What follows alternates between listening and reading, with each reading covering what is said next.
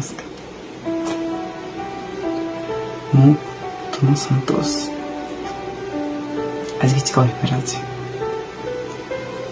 ଏଇ ଦୌଡ଼ ଧାପଡ଼ ଜୀବନ ଭିତରେ ଯେତେ କିଛି ଦେଖିଛି, କିଛି ଅନୁଭୂତି ସେୟାର କରିବାର ଅଛି।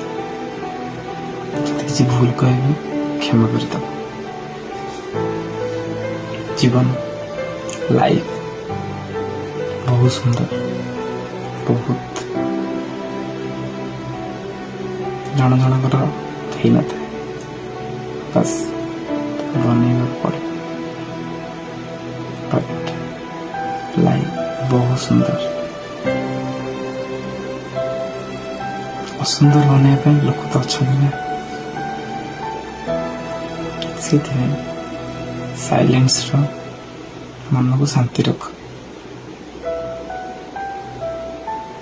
ପରିସ୍ଥିତି ଅନୁଯାୟୀ ସବୁକିଛି ଠିକ୍ ହେଇଯିବ। ସବୁବେଳେ ନିଜର ଭୁଲ କୋଉଠି ସେଇଟା ଜାଣିବାକୁ ଚେଷ୍ଟା କର, ନା କି ଅନ୍ୟମାନଙ୍କର। କିଏ କ'ଣ କଲା, କିଏ କ'ଣ କରିଛି, କିଏ କ'ଣ କରିବ। ନିଜର ଭୁଲ ଠିକ୍ ନିଜେ ଜାଣିବାକୁ ଚେଷ୍ଟା କର। କାହାଠୁ ଶୁଣିବାକୁ ଚେଷ୍ଟା କରନି ମୁଁ ଭୁଲ କରୁଛି କି ମୁଁ ଠିକ୍ କରୁଛି। ବାସ୍ ହଁ, ମନକୁ ଶାନ୍ତି ରଖ, ସାଇଲେନ୍ସ ରୁହ ଆଉ ହାପି ରୁହ। କାହା ଆଗରେ ନିଜକୁ ଛୋଟ କରନି, ନହେଲେ ଯେତିକି ବର୍ଷ ତମେ ଯାହା ବି ଶିଖିଛ ସବୁ ବୃଥା ହେଇଯିବ। କିନ୍ତୁ ହଁ, ସବୁବେଳେ ଗୋଟିଏ କଥା ମନେ ରଖିଥିବ,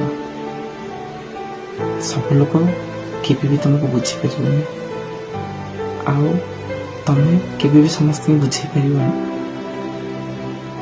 ତେଣୁ ଭଲ ବାଟରେ ଚାଲ, ଟାଇମ୍ ୱାଇଜ୍ ସବୁକିଛି ଶିଖ। ଧୀରେ ଧୀରେ ସବୁ ଜାଣିଯିବ, ଭୁଲ କୋଉଟା ଠିକ୍ କୋଉଟା। ନିଜେ ଫେସ୍ କର, କାହା ସପୋର୍ଟ ନିଅ।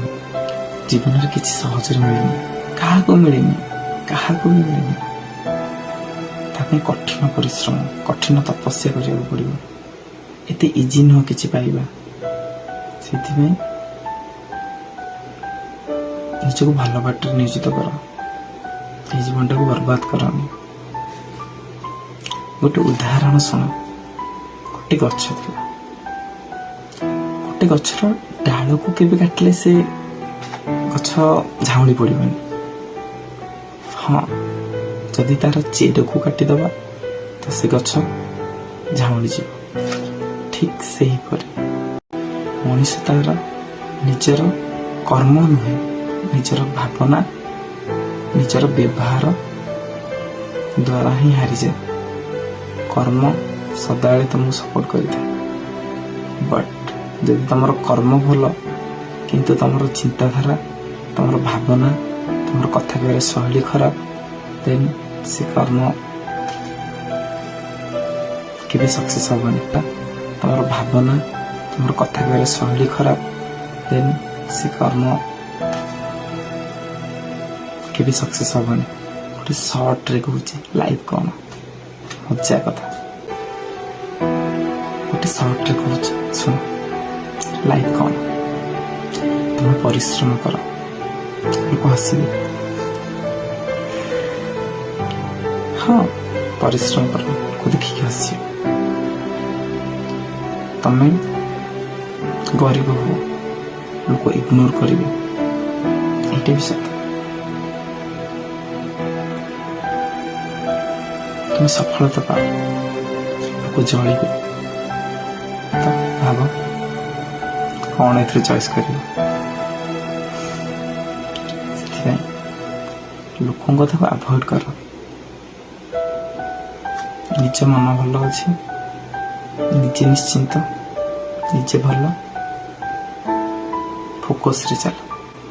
ସେଇଥିପାଇଁ ଲୋକଙ୍କ କଥା ଆଭଏଡ୍ କର, ନିଜ କର୍ମ କରିଚାଲ। ବହୁତ କିଛି ଶିଖିବାର ଅଛି। ଆଜି ପାଇଁ ଏତିକି। ରହୁଛି, ମୁଁ ତୁମ ସନ୍ତୋଷ। ଯଦି କିଛି ଛୋଟ ବଡ଼ ଭୁଲ କରିଦେଇଥିବି ତ କ୍ଷମା କରିଦେବ। ମୁଁ ତୁମ ସନ୍ତୋଷ। ମନେ ନୁହଁ, ମନେ ରଖିଥିବ।